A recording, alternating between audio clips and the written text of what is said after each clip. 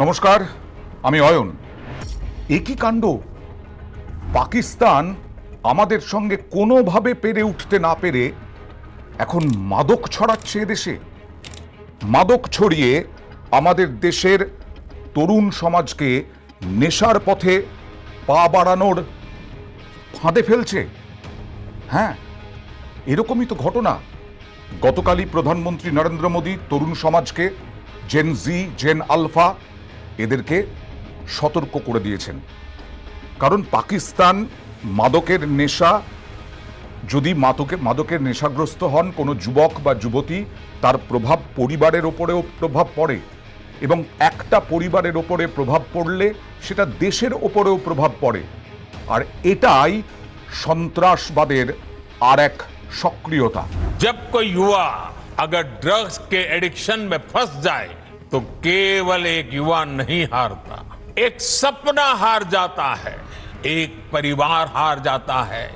और जब परिवार में, समाज में ऐसा होता है और कहीं न कहीं राष्ट्र की शक्ति भी कमजोर पड़ जाती है। অর্থাৎ তারা যুব সমাজকে একেবারে নেশাগ্রস্ত করে দেওয়ার চেষ্টা করছে, যাতে যুব সমাজ বিজ্ঞান হোক, প্রযুক্তি হোক, অধ্যাপনা হোক, শিক্ষকতা হোক, দেশকে এগিয়ে নিয়ে যাওয়ার ক্ষেত্রে তাদের যে অবদান, সেই অবদান যাতে গড়ে তুলতে না পারে এভাবে দেশে। এবং প্রধানমন্ত্রী বলেছেন যে এভাবে মাদক পাঠানো আসলে সন্ত্রাসেরই নামান্তর। কোনো দেশের যুব সমাজকে নেশার দিকে ঠেলে দিতে পারলে সেই দেশ স্বাভাবিকভাবেই দুর্বল হয়ে পড়ে, এবং সেই কারণেই শত্রু দেশগুলো এদেশের যুবকদের মাদকের সর্বনাশার, নেশার ঠেলে দিতে সব রকমের চেষ্টা চালাচ্ছে। মাদকের কারবার থেকে উপার্জন, আমাদের দেশের সর্বনাশ করা, এটাই শত্রু দেশের সন্ত্রাসী পরিকল্পনার অংশ। दुश्मन देश भी षड्यंत्र करके हमारे देश के युवाओं को इस नशे की लत में खींचने के लिए कोई कोशिश बाकी नहीं रखते हैं। ड्रग्स सप्लाई कर करके कमाई करना और हमारे जैसे देश को तबाह करना, ये भी उनकी आतंकी साजिश का हिस्सा होता है। और इसलिए हमें हर एक युवा को नशे के चुंगल में फंसने से बचाना है। এক তো উপার্জন, আরেক হচ্ছে সন্ত্রাসবাদের মাধ্যমে, সন্ত্রাসবাদ ছড়িয়ে দেওয়ার মাধ্যমে এই নেশা ছড়িয়ে দেওয়া। যেমন ধরুন, উপার্জনটা কিরকম, এই মালদাতেই কোথা থেকে আসছে কোটি কোটি টাকার মাদক ধরা পড়ল। কি ধরা পড়ল দেখুন, মালদায় মঙ্গলবাড়িতে যেখানে মাদকের ঘাঁটি, সেখানে রয়েছে একই সঙ্গে নানা রকম বন্দোবস্ত, সুবিধে ও সুরক্ষার বন্দোবস্ত। কারণ সব দিক ভেবেই এই মালদায় মঙ্গলবাড়িতে মাদকের ডেরা। এটাই পর্দা ফাঁস হয়েছে মঙ্গলবাড়ির চৌরঙ্গি মোড়ের কাছেই ফ্ল্যাটের গা ঘেঁষে, যে 34 নম্বর জাতীয় সড়ক, আগের উত্তরবঙ্গের সঙ্গে দক্ষিণবঙ্গের সড়ক যোগাযোগ গুরুত্বপূর্ণ মাধ্যম। সব সময় এখান থেকে উত্তরবঙ্গ বা দক্ষিণবঙ্গে যাওয়ার সরকারি এবং বেসরকারি ছোট বড় যানবাহন পাওয়া যায়। এই এলাকা থেকে মালদা টাউন স্টেশনের দূরত্ব মাত্র 2 কিলোমিটার। রেলপথে এখান থেকে সহজেই পৌঁছে যাওয়া যায় উত্তর পূর্বাঞ্চল, দক্ষিণবঙ্গ, দক্ষিণ ভারতেও। এখন যা ট্রেন চলাচল শুরু হয়েছে, এই মঙ্গলবাড়ি খুব সুবিধাজনক জায়গা, যোগাযোগের খুব সুবিধাজনক জায়গা। আর এই কারণেই স্ট্র্যাটেজি নিয়েছে এই মাদক কারবারিরা। একাধিক ভৌগোলিক অবস্থানগত সুবিধে আর তৃণমূল নেতা তার ফ্ল্যাট হওয়ায় নিরাপত্তার দিক দিয়েও বাড়তি সুরক্ষা পেত এই মাদক কারবারিরা। যাকে ধরেছে, যে কিংপিন, সে ওই তৃণমূল নেতার বাড়িতে মাদক কারবার শুরু করেছিল তৃণমূল আমলে, এবং সেখানে এই পিন্টু সরকার ওই তৃণমূল নেতার ঘনিষ্ঠ। এবং এই মালদার ফ্ল্যাটে খাটে আলমারিতে টাকার ছড়াছড়ি, একটা বাড়ি, সেখান থেকে উদ্ধার হলো 2,41,00,000 টাকা। এবং এই 2,41,00,000 টাকা মাদক কারবারের লেনদেনেরই অর্থ। এরকমটাই বলছে, মাদক কারবারের লেনদেনের এই টাকা হচ্ছে 2,41,00,000 টাকা। তার মানে এখানেই থেমে নেই অ্যামাউন্টটা, আরও বেশি হবে যদি ঠিকঠাক করে গোয়েন্দারা তদন্ত করতে পারেন। 2,40,97,380 টাকা, এছাড়া প্রায় 20 গ্রাম সোনা উদ্ধার হয়েছে, যার বাজার মূল্য, এবং 9,000 বোতল কাপ সিরাপ। যার বাজার মূল্য 20 লক্ষ টাকারও বেশি।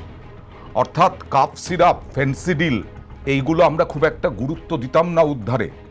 এই কাপ সিরাপ, ফেন্সিডিলের খবর আমাদের কাছেও প্রচুর আসতো, কিন্তু তখন আমরা সেইভাবে দেখাতাম না। এখন দেখা যাচ্ছে এইটারই একটা বিরাট চক্র। এই যুব সমাজকে কাপ সিরাপের মাধ্যমে, হেরোইনের মাধ্যমে, মাদকের মাধ্যমে, গাঁজার মাধ্যমে একেবারে আকৃষ্ট করা, এবং সেটাও একটা উপার্জন তৃণমূল নেতাদের। কিভাবে ধরা হলো? মহকুমা পুলিশ আধিকারিক সুব্রত সরকারের নেতৃত্বে রাত ভর চলে গুদাম এবং ফ্ল্যাটে হানা। ভোর রাত পর্যন্ত মেশিন আনিয়ে টাকা গোনার কাজ চলেছে। জানা গেছে 5ই জুলাই দক্ষিণ দিনাজপুরের হরিরামপুরের মেহেন্দি পাড়াতে প্রায় 1,500 বোতল কাপ সিরাপ উদ্ধার হয়েছিল। এই ঘটনায় 5 জনকে গ্রেফতার করা হয়। তাদের জেরা করে মালদায় হানা দেয় পুলিশ, এবং মালদাতেই এত বড় মাপের কিংপিন, এত বড় মাপের মাদক কারবারি ধরা পড়ল। এই পিন্টু সরকার 1 বছর আগে, 1 বছর কিছু সময়, বেশি সময় আগে এই বাড়ি ভাড়া নিয়েছিল, এবং এই বাড়ি ভাড়া নেয় খুব সহজেই, কারণ মঙ্গলবাড়ি, যোগাযোগের সুবিধে, আমি বললাম অবস্থানগত সুবিধে, এবং তার সঙ্গে তৃণমূল নেতার বাড়ি, কারণ সিকিওর একদম, এখান থেকে ব্যবসা করলে কেউ কিছু বলবে না। এই পিন্টু সরকার নবাবগঞ্জ এলাকার বাসিন্দা, কয়েক বছর ধরেই এই মাদক কারবারে জড়িত, মাদক কারবারের সঙ্গে যুক্ত, এবং অল্প দিনের মধ্যেই বিপুল পরিমাণ টাকা করে ফেলেছে। কিছুদিন আগে বিলাসবহুল 4 চাকার গাড়িও কিনেছে। খুব সাবধান, এই রকম জায়গা, জনবহুল জায়গাতেও যদি মাদক কারবারিরা সক্রিয় থাকে, আপনি বুঝবেন কি করে? যেমন প্রতিবেশী ফ্ল্যাটের বাসিন্দাদের দাবি অধিকাংশ সময় বন্ধ থাকতো ফ্ল্যাট বন্ধ থাকতো, কখন লোকজন আসতো তা তাদের জানা নেই। ওরা তো ভাড়াটিয়া আসে যায়, সেই হিসাবে পিন্টু সরকারকে আমি 2 একবার দেখেছি। ওনার নাম পিন্টু, তাও জানতাম না, এবং উনি সকালে হয়তো বেরিয়ে যেত, কখন আসতো আমরা জানি না। আমার সাথে 2 একবার দেখা হয়েছে। ব্যাগ আমি 2বার ব্যাগ সহ, লাকেজ ব্যাগ বা ওই ব্যাগ দেখেছি, আমি হাতে ব্যাগ যেগুলো, এগুলো দেখেছি। তবে সন্দেহাতীত কোনো কিছু মনে হয়নি কখনো। তবে উঠা যাওয়াতে 2বার 3বার দেখেছি খুব তাড়াহুড়ো বা এই টাইপের একটা ব্যাপার থাকে, এখন মনে হচ্ছে, তখন কিন্তু সন্দেহ হয়নি। ছোট একটা ফ্ল্যাট ভাড়া নিয়ে এই রকম বিরাট মাপের মাদক কারবার গড়ে উঠেছিল মালদায়। শুধু এখানেই নাকি? মালদাতেই কি শুধু? আরও অন্যান্য জেলা, বিশেষ করে সীমান্তবর্তী জেলায় আরও মাদক কারবারি আছে কিনা, আরও কিংপিন আছে কিনা, এবং এখনো পর্যন্ত এই যে রুট, সেই রুটটাকে এখনো ব্যবহার করে চলেছে কিনা। এই যে আজকে অভিযানের সময় পিন্টু সরকারের ঘরে যখন পুলিশ ঢোকে, তারাই অবাক হয়ে গেছে। এই যে কাপ সিরাপ তল্লাশি করতে গিয়ে দেখা যায় আলমারি ও খাটে ভর্তি টাকা। ভেবেছিলেন পুলিশ কর্তারা শুধুমাত্র কাপ সিরাপ পাওয়া যাবে, কাপ সিরাপ বাজেয়াপ্ত হবে, কিন্তু এরকমভাবে বাড়ির মধ্যে, যেমন এই টুলু মণ্ডলের ক্ষেত্রে 28 কোটি টাকা পাওয়া গেল, 28.5 কোটি, এখানেও আলমারি আর খাটে কোটি কোটি টাকা ছড়াছড়ি। এবং এই চক্রের পেছনে আরও অনেক চাঁই রয়েছে বলে স্পষ্ট পুলিশ বলছে। সুতরাং এই চাঁইদের ধরা উচিত, না হলে মাদকের সাম্রাজ্য গোটা দেশে তো ছড়িয়ে পড়েছে। না হলে প্রধানমন্ত্রী এরকম চিন্তা করতেন না, তরুণ সমাজের ওপর এরকম বার্তা দিতেন না।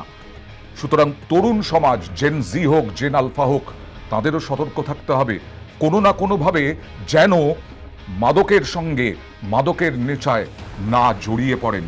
এটা শত্রু দেশ পাকিস্তান, বাংলাদেশ হয়ে এখানে ঢুকছে। সুতরাং শত্রু দেশকে আমরা কিছুতেই আমাদের যুব সমাজকে নষ্ট করতে দেব না।